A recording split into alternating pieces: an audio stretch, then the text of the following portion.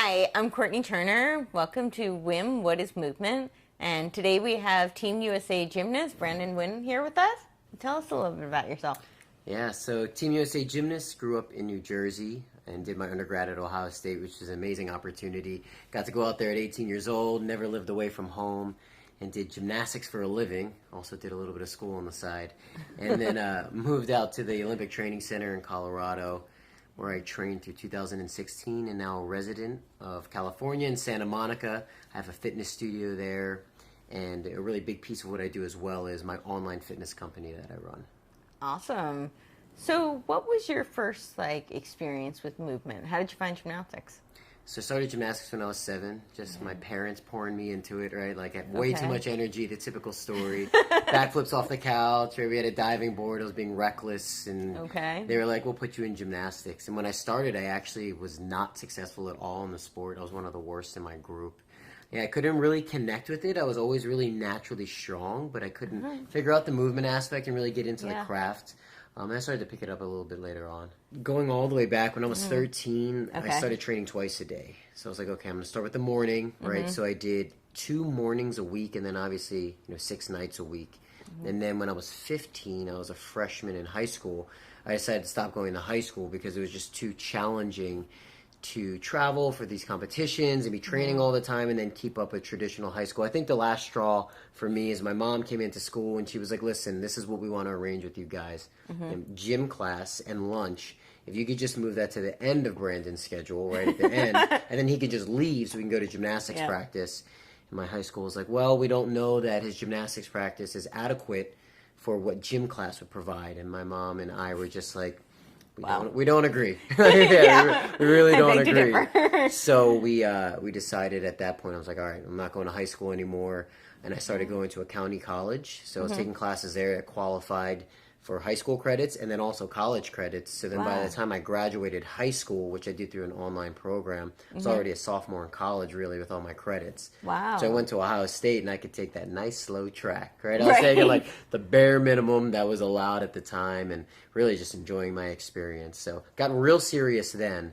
And then first year at Ohio State, you're a young recruit coming onto the team. You have all these older guys that are amazing. And for me, it was just like, wow, how am I going to fit into this team? And I remember thinking, the skills that I brought, I wasn't a full scholarship athlete, right? So I wasn't the best.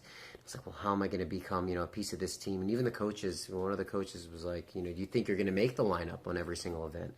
Kind of got me thinking. So worked really hard through my freshman year.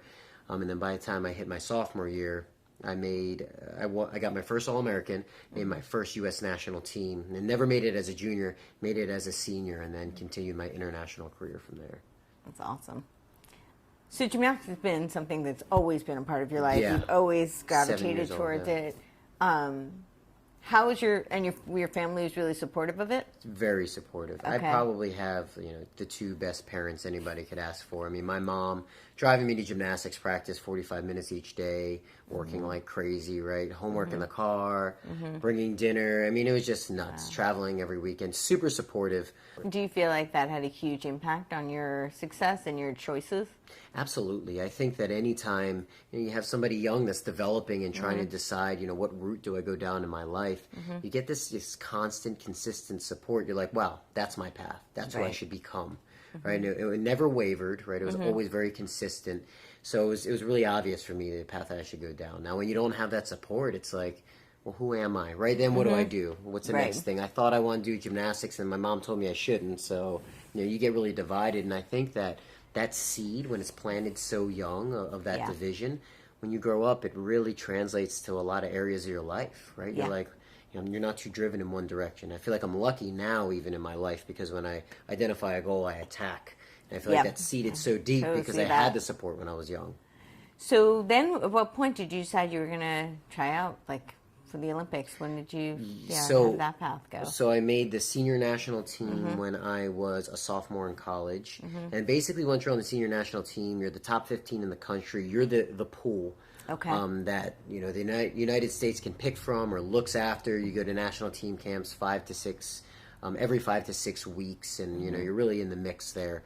So they'll pull you for different competitions, and they can pull you for World Championships or Pan American Games, or the random competition in Germany. So we have a lot of international competitions people don't know about, which are the funnest ones, by the way. Going to Germany, why? What makes it's just they're so offbeat. You have no idea what to expect. They're like, hey, you're competing on Saturday at 2 p.m. It's like Saturday at 6 p.m. You still haven't competed. You're like in this back hall. Nobody knows what's going on, and they don't speak great English, and I don't speak anything but English. So it's just like, you're up now, and I'm like, oh, I put my grips on, I run out, and you try to make a finals, and you're meeting all these other athletes that are really similar to you in this uncomfortable position. You make amazing bonds, but there's a lot of intricacies and variables and opportunities in between the big competitions. Right. So was there a turning point when I decided to try to push this to the highest level? Probably 13 years old, and then it really just carried through. That's awesome. And what do you feel like, what were your expectations when you were going into? None. Did you? None. Okay. And that's just something personal to me. A lot of people have different ways that they look at it. Like, oh, you got to say I'm going to be the best in the world, and you have to say it to be it. But for me, it was really scaling back and not putting that pressure on myself. But for me, it was more than just the pressure aspect. It was the mindset of not attaching myself to that outcome that allowed me to be free, right? And that's really what I think a lot of people miss. Is you can do a lot of preparation, right, and try to put all of these things together. In the end of the day, there's always going to be a gap between your actions and the actual outcome. Like, you just can't push all the way up to the door of grabbing that outcome and forcing it to happen. Even when you're in an interaction with one other individual, you can't force that. I mean, you're an individual, right? Right. So I think that there's always some sort of gap in margin and degree. You can't control somebody else's reaction, response. Exactly. So then how are you going to control winning the Olympic Games? Right. So for me, it was really more about, okay, let's structure my life to this amazing degree of detail, right, and handle everything that I can handle, and then let go of whatever else happens. I think when you treat life like that, then you're enjoying the journey, like no matter what. Right. Even I didn't reach the goals that I wanted to reach in the sport. And if you were to ask me would I change anything or spend my time differently over the past 21 years, the answer is no. Okay. So I think when you let go of the outcome, you're setting yourself up. Totally. How do you feel that mindset has translated into other areas of your life? I feel like it's a seamless transition, but I feel like it's so important to remember.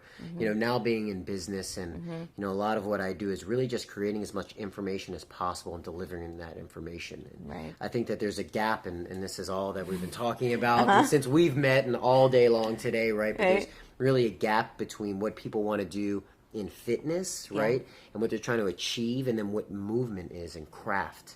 And that's what I'm really trying to deliver on the information part. So I'm producing a ton of information, and how that translates is, how many YouTube videos can you possibly produce or Instagram posts, and what's that actually going to do for you in your life? And when people tell you social media is a waste of time, and people tell you that, oh, you need to do this, and this business coach or this person does this, and in the end of the day, how that translates is I'm going to put as much information in the world as possible that's beneficial to other people. And then everything else, and then my goals will come around as long as I'm acting in the way that I know works. So I think it's everywhere in life, for sure. Totally. I'm really curious about that. So, like, when you talk about movement every day versus, so you were in a sport that was incredibly disciplined, very vigorous, with really specific goals. And now you still love to move, and you like to help other people move. How did your training transition personally? And what do you see in other people that you work with, both athletes who are training for things that are specific, and people who are newer to exercise, who are just learning their bodies and don't really have a good handle on what they can do, what they can't do, what is possible? Yeah, it's an awesome question, and I could go a million different ways. But, sorry. Right? No, it's fitness, right? The word fitness means so many different things to people, and then I think when people think about fitness, they're trying to attack a goal, right? And for most people, it's to get in shape, to build a body, that they want to build. And some people use the word health, but a lot of times it doesn't really relate to health. But things that people forget is that real fitness is longevity. It's a lifestyle. And there's no way, and I'm totally down for hard work. You know this, right? I know you are. Like, we got to work hard, and I get it, and I love when you tell people to work hard. But there's no way to build something sustainable that's a lifestyle if it's a consistent struggle. Like, you're not going to struggle your entire life through something and be happy with that journey. And I think the loss and the disconnection here is when we look at fitness and we're going through workouts and just struggling and grinding through these workouts, we're not going to be able to achieve that goal unless we find craft and passion. So craft and passion is movement. Craft and passion is the emotional and mental attachment to what we're actually doing day in and day out. When you find craft and passion, you're done, right? Like you, I know you will never stop moving. And you tell me all the stuff that you love to do, and it's not because you love necessarily the body that it creates or all these other things. You love doing it. Nobody can take that away from you. And that's how you create longevity. Yeah. Now, somebody from the outside might come up to you and say, like, how do you find the motivation to work out 3 times a day? I hear it all the time. Right? People ask me all the time. How do you do this? How do you do And in your head, you're probably like, well, it's really not that hard. I don't know why they think it's that hard. It comes really natural to me because you figured out the one piece that nobody else can figure out. Craft and passion is what's going to drive you every single day to the day you die. So that's what this is all coming back to is movement and all of these things. How can we find craft and passion and build that into our day? And how do you feel like, what have you seen when you're working with people? How do you inspire people to find that for themselves? Right? Because on the one hand, you're teaching them specific things, right? Some people don't know how to do a push-up. Right. You know, some people want to learn how to do a planche. So they're very specific movements that you have the craft for.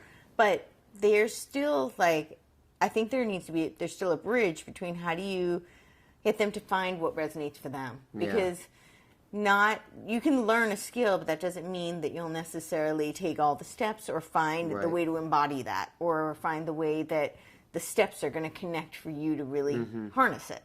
Right? So how do you bridge that? And how do you bridge the taking somebody from just learning something, like you said, people come in with a specific goal, right? They want to have a specific body. They want to learn a specific move. They want to, whatever that goal is. How do you take them from that to taking ownership? Yeah. Right? It's a really good question. And I think if I had to answer it in one word, it's time. Okay. Like having enough time to show them that.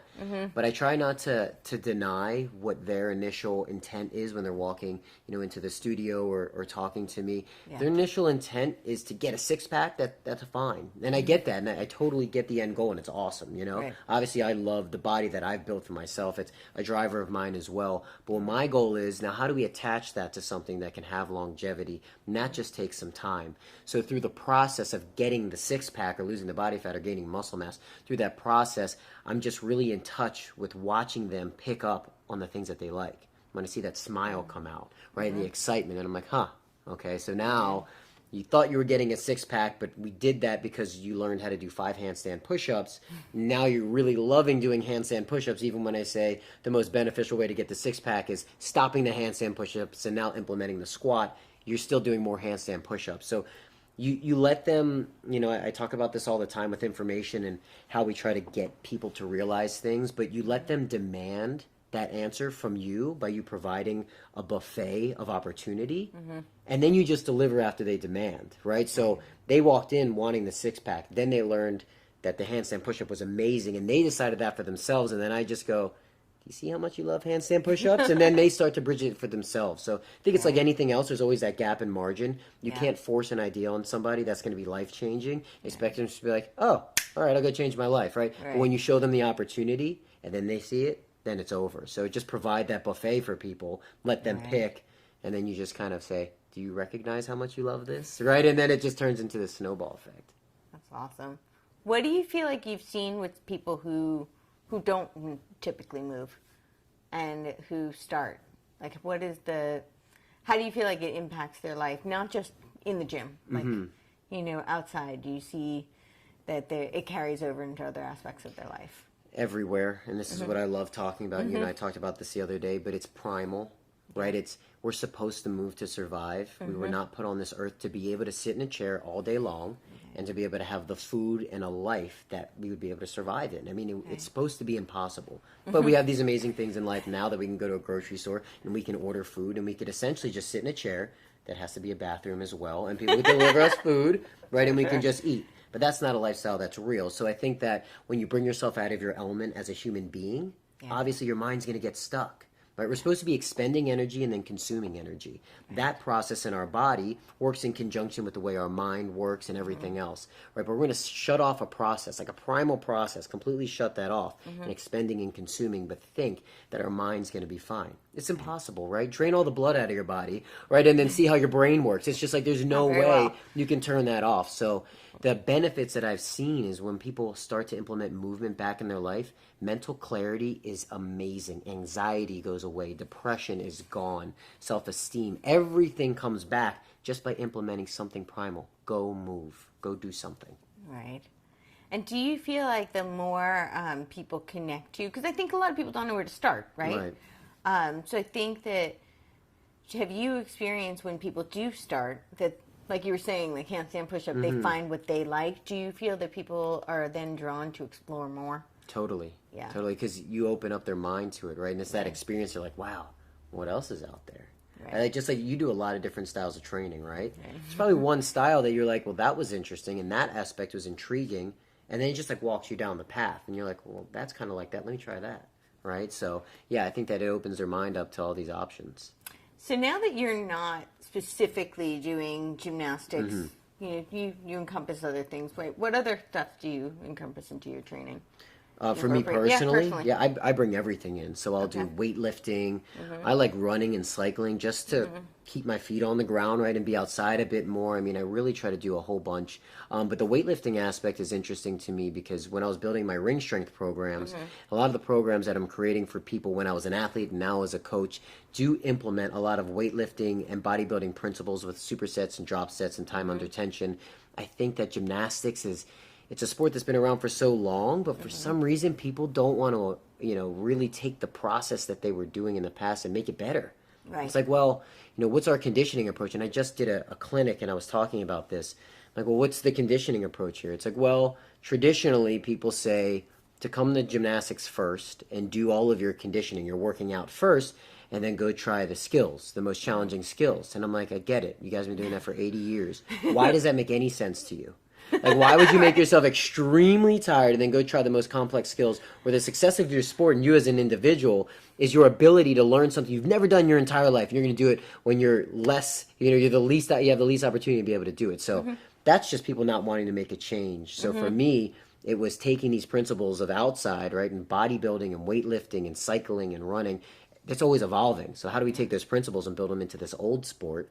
And I think that I've really changed the game on how people do rings conditioning specifically in my sport. I think the way that I do it and teach it is unique to anybody in the entire world. I really do believe that. And I think it's because I'm looking outside and saying, all these other things are evolving. Well, how do we take some of that and bring it into gymnastics? Right. I know for me, so the premise of this show, I believe all human beings are designed to move, and the way that which they do is their unique creative expression. Yes. So, some people like to do gymnastics. Some people like to play soccer. Everybody has, but the way that even within the different sports, the way that they do it's very personal, right? But one of the most exciting things for me about movement, and you talked about fitness, is when you find a connection to your body, is being able to explore that and being able to explore what resonates for you and what feels good for you, and learning different things you didn't know you could do. Right. So when we were out in the playground, you were talking about life beyond the gym. And that really that's very interesting to me. Because I think that is one of the most exciting things about fitness, is that you can accomplish all these goals, but then what happens when you take it outside and you have this comfortability and confidence in your capabilities and you're able to explore and play. So tell me a little bit about what your thoughts are on that. So what life is, I mean, I really think that we try to segment so much. And we try to say, like, this is our workout time. It's like 45 minutes a day. And this is when we eat our meals, right? So we work out, we eat our meals, we do our work, right? We coach people.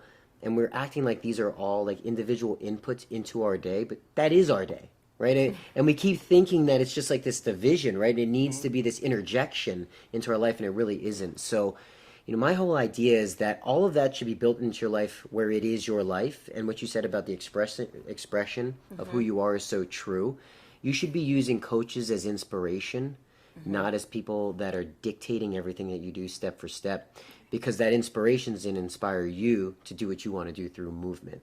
So that's, if I could preach one thing and be an advocate of one thing, it would be use coaches as inspiration and then build this fitness and these meals and all these other things. Make them just a part of your life. Accept them as a part of your life and stop looking at them as interjections. Yeah, that's awesome. I love that. So you talked a little bit about your transition from, gymnastics training to creating a business and coaching others. I know you have an online platform. You coach people in person. Tell me a little bit about that and your day-to-day and what your vision for that is. Yeah, so we talked a little bit about delivering the information, right? So a lot of my time is spent creating as much information as possible about movement, helping people go through, how should I move now? How do I implement this new style of diet and this mindset? I'm huge on the mindset part. I love it. Talking about the mindset. Yeah, we can talk about that a little bit as well. But what I'm really trying to create is, I have a website where I'm delivering all of this information. And what I'm really trying to create is an environment and a place where people can go and learn everything that they need to learn in order to implement movement back into their life in any way they feel they want to express themselves, right? And on that website, it's not just going to be, blogs and videos. We have an insider membership site where people can go and do some of these programs that I've built out and go through the mindset training that I'm putting on there, which, by the way, is just my experience through the mindset part and the nutrition. Also, there's programs on these websites that are video by video tutorials that you can use.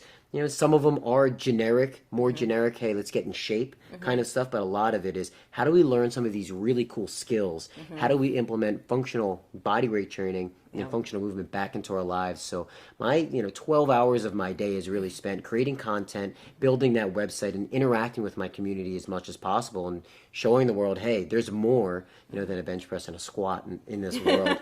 Come join my community and see what that's all about. So that's really the majority of the time throughout the day that I spend. I'd love to hear a little bit more about the mindset component, because I think it's something that you address that a lot of people really don't. Oh, yeah. And I personally find it's one of the most crucial parts of training. I find movement can be very emotional. I think we often lock up so much and we're so used to physically presenting ourselves to the world in a specific way that we don't realize how much we store in our bodies. Like our emotions and our patterns are very much... So movement can be, I think, quite emotional for people. And I think especially when you're trying to train things that seem impossible, which with gymnastics training, sometimes some of these things do. Yeah. They seem like only superheroes should be able to do.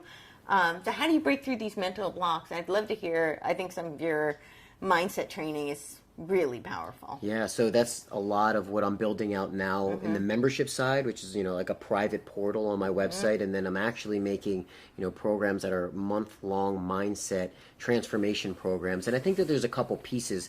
A lot of what I'm building out now is really teaching people how to go from somebody that wasn't traditionally an athlete to take the athlete mindset and apply it to their life. I mean, that's a huge piece, right? And I think it's hard for athletes because they've done it their whole life, so it becomes normal. And then, they're out in this world and they have this athlete mindset. And other people that haven't, they could be 25, 35, 45, 55 years old at this point. And they're like, well, how do I now turn that on and become an athlete through the mindset side? But another piece of it, and that I'm building out, same, in the membership area and then through other programs, is the mindset of recognizing why you go through your personal struggle every single day. And I think that's really big. If I could pinpoint one thing I'm most excited about in life, and one thing that I think is the most important to anybody, is being as self-aware as possible and as honest with yourself as possible. And it's just like an onion, it's right? So easy, right? Right, so easy. And nobody ever society, right? And nobody can ever get to the core. I mean, you can just keep peeling back, but that's what it really is. You approach somebody, you start having a conversation with somebody, and you feel their degree of openness. Yeah. And then they can peel back a layer of that onion and be like, you know what? I do this regularly, and the reason why I do is because of this. That's interesting. How can I implement a change in my life to change that? Because I want to change that outcome. One layer. All right. 57 layers later, you're still going, and it's deeper, and it's fun, and you're really peeling yourself back. But the piece that's so hard for people is, can you peel yourself back, admit that you're not great at something, admit that you have to improve in a certain way, and then not get down on yourself about that.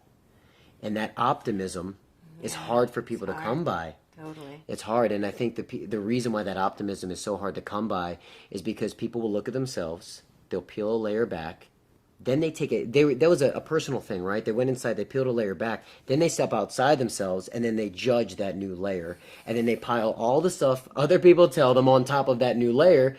Then they create something that they can't peel back anymore. It's like, okay, for myself, okay, well, I always do this pattern. I peel that back. Oh man, I do always do that pattern.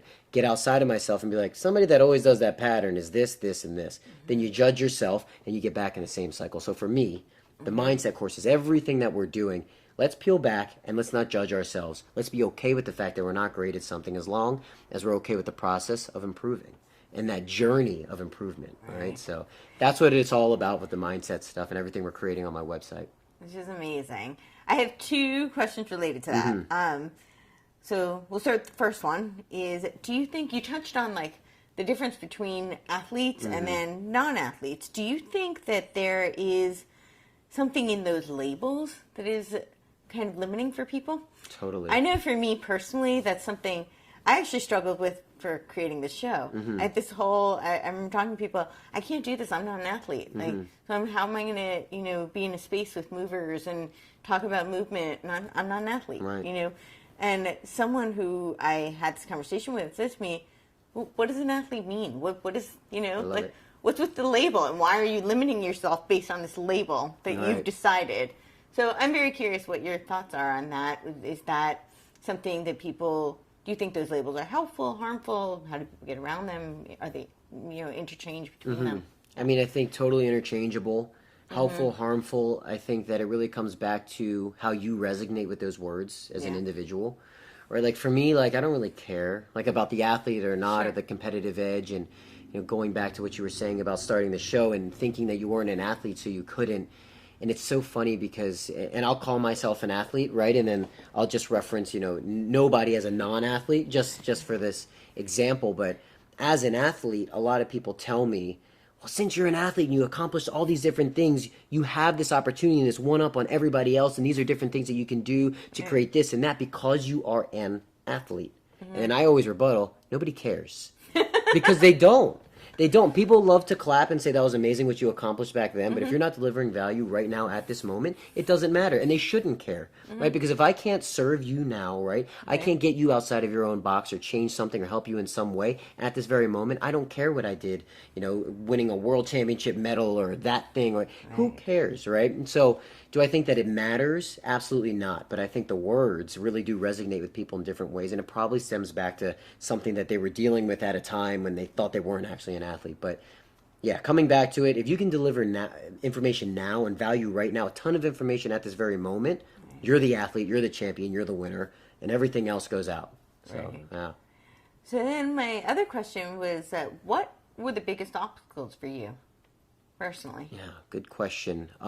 For me, now, right, and it's probably going to be an ongoing battle. This is my goose. This is the thing that's hardest for me in my life, is being able to not let, excitement, because I'm super passionate, not let my passion pull me into a different direction so frequently. It's great to branch out and do other things, but sometimes you really want to attack something and be able to make something super duper valuable. You got to take that passion and say, that's amazing, I recognize it, thank you for the opportunity to feel that passion, but you need to go to the side for now because I'm focusing on this. And I think that my whole life basically has been that. I'll get pumped about an idea and I'll be like, well, I can do this, and I'll start like putting stuff in motion. 3 hours later, my whole life is different, right? So I got to really be able to focus in on a couple things and recognize a passion and appreciate it, put it to the side for now, right? And use it in my holster later on. It's always going to be there. And for me, the second piece of that, and everybody else in life, having patience and looking at your time horizon. That virtue I've never possessed personally. Me neither. I'm like, oh, that's a good idea. Cool. Let's make it happen tomorrow. Right. Like right now. Yeah, I'm like yesterday. Yeah, yesterday. Like it's too late. Like 3 days went by. Why haven't you called me back? Right. And it's just like and I think that's let's use the word athlete mindset, right?